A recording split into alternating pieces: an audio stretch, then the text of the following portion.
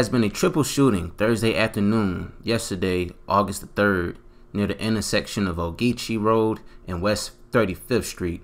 Officials say at about 4:30 p.m., officers responded to a shooting in the 1000 block of West 35th Street. Upon arrival, they found Dontray Hart, who age 31, was suffering at the scene from a life-threatening injury, and 23-year-old male was suffering from a non-life-threatening injury as well.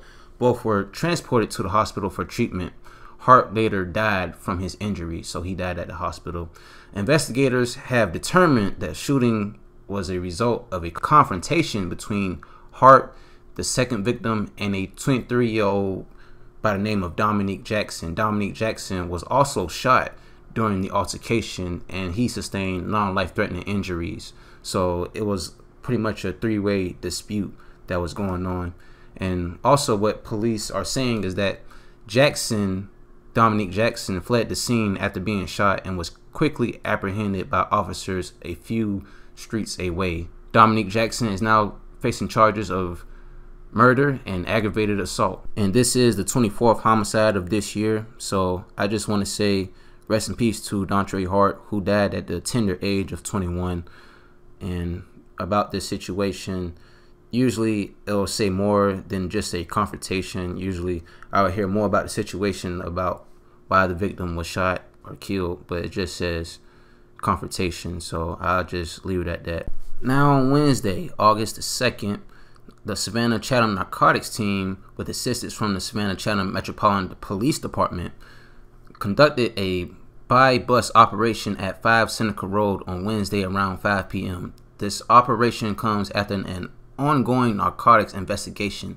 CNT assets were used to purchase cocaine from Julian Juju Jackson over the course of a month at that location. After multiple purchases from Jackson, agents began to formulate a plan to arrest Jackson and his suppliers.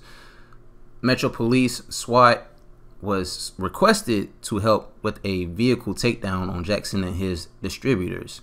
SWAT was able to conduct this and make a contact with the suspects as they were conducting a drug deal in a parked vehicle outside of the Seneca Road residence. When SWAT made contact with the vehicle, Jackson and two other individuals exited the car and attempted to flee on foot. The driver of the vehicle, Warren Roundtree, exited the vehicle with a firearm.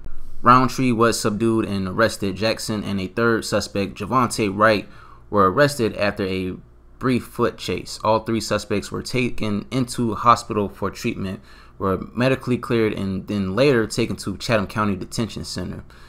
CNT agents seized a trafficking amount of cocaine from the suspect's vehicle. A search warrant was executed on the Seneca Road residence, where officials found more cocaine, ecstasy, marijuana, and codeine.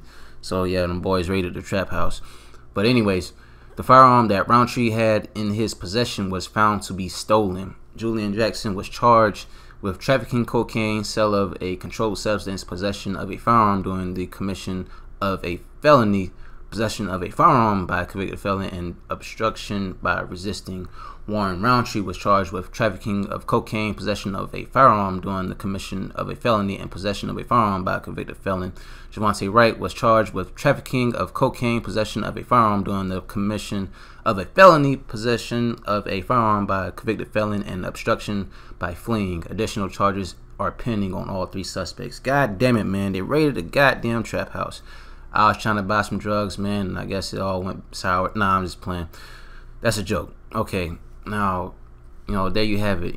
That's pretty much a good bit of time these guys are going to be serving. I mean, let's say they got a good, excellent lawyer that these guys have. I mean, for drug charges, I have a buddy who's sitting in another county right now for a drug charge, and they told him, 15 years for you, is a deal, because how many times that guy got arrested, so drug charges are a different charge. You can get more time for selling dope than murder, so in some cases. So who knows how much time these guys gonna get. I'm not the jury, and I don't advocate crime. I don't promote it. I just talk about it. But if you're gonna do something like that, what these guys doing, trapping out of houses, these guys were being under surveillance for a full month until they were busted. So the feds, or actually SWAT, actually knew what these guys were really up to, how they trap was rolling like.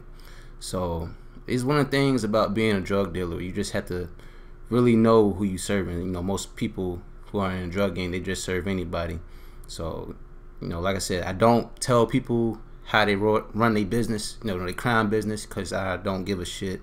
But if you are, you know, these feds getting in phones, they tapping wires, they talking to people that you know, they talking to people who are next door to you.